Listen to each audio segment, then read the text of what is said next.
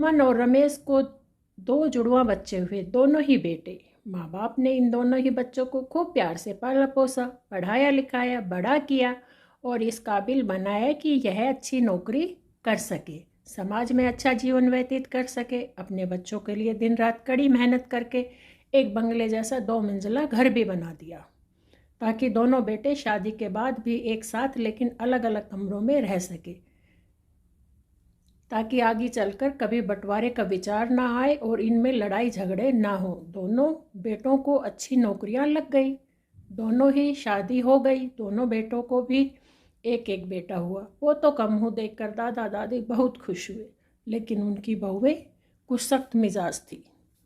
सुमन और रमेश जी की बड़े बेटे के पास ही रहते थे। छोटे बेटे के पास जैसे बैठने चले गए, कुछ खा पी लिया, लेकिन सोते बड़े बेटे के पास ही थे। उनकी बड़ी बहू को यह सुहाता नहीं था कि वो उनके पास रहे। वो कुछ भी नहीं कर सकती थी, क्योंकि उसे ससुर जी यानी रमेश जी से डर लगता था। वो थोड़े कड़क मिजाज के थे, तो पूरा परिवार उनसे डरता था। और उन्होंने घर अपने नाम कर रखा था। अपनी वसीयत में लिखवा दिया था कि उनके स्वर्गवासी होने के बाद ही यह एक मंजिल बेटों की होगी। सब ठीक चल रहा था, लेकिन थोड़े दिनों बाद रमेश जी की मौत हो गई। जब रमेश जी जिंदा थे, डर के मारे दोनों बेटे बहू माँ बाप की सेवा किया करते थे, लेकिन जैसे ही पिताजी गुजरे, बेटे बहू के मिजाज बदल गए।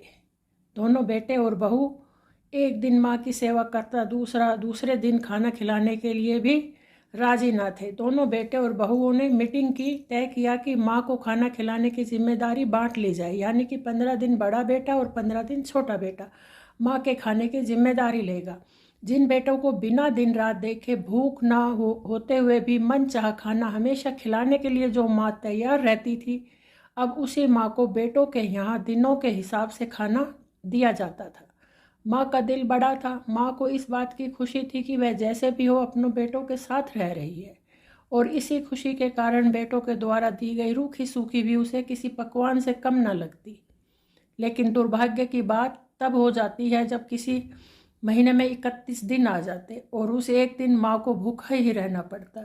एक बार जब बड़े बेटे के यहाँ 15 दिन तक खाना खाने की बारी चल रही थी, तब बड़ा बेटा अपनी बीवी और बच्चों के साथ कहीं बाहर किसी फंक्शन में जा रहा था। बड़ी बहू ने माँ से कहा, माँ जी आज खाना नहीं बनाया है, हम बाहर जा रहे हैं, वहीं खाएंगे, आप अपने लिए कुछ पका लेना और खा लेना। बूढ़ी माँ ने कहा, लेकिन बेटा मुझे तो गैस चलाना नहीं आता।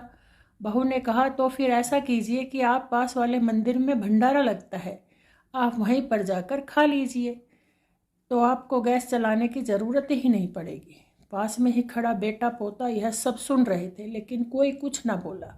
बूढ़ी माँ को भूखा छोड़ बेटा बहू फंक्शन में निकल गए। माँ को थोड़ा दुख तो हुआ, लेकिन फिर अपने आप को यह सोचकर मना लिया, ठीक ही तो है, कभी कभी बहू को भी घर के काम से आराम मिलना चाहिए, और भगवान का भंडारा खाने में सौभाग्य किस्मत वालों को ही मिलता है। माँ खुशी खुशी मंदिर में जाकर भंडारा खा आई। कुछ दिन ऐसे ही बीत गए। एक दिन बड़े बेटे की छुट्टी थी। बेटा बहू उनका बच्चा अपने घर में साथ में समय बिता रहे थे। माँ बाप छोटे बच्चे से पूछ रहे थे कि वह बड़ा होकर क्या बनना चाहता है और क्या करना चाहता है। छोटे बच्चे ने बड़े ही सरल भाव से माँ बाप को उत्तर देते हुए कहा, वह बड़े होकर वकील बनना चाहता है। उसकी इच्छा इस घर से भी बड़ा एक घर लेने की है, लेकिन वह घर मंदिर के पास होना चाहिए। माँ बाप ने पूछा, घर के पास मंदिर क्यों होना चाहिए? तब बच्चा माँ बाप से कहता है, घर के पास मंदिर इसलिए होना चाहिए ताकि जब मैं बड़ा होकर किसी फंक्शन में बाहर जाऊं तो आप दोनों को ज़्यादा तकलीफ ना हो। मंदिर नज़ीक रहेगा तो आपको ज़्यादा दूर जाकर भंडारा नहीं खाना पड़ेगा। मासूम बच्चे का ऐसा जवाब सुनकर दोनों के पैरों तले से ज़मीन खिसक गई।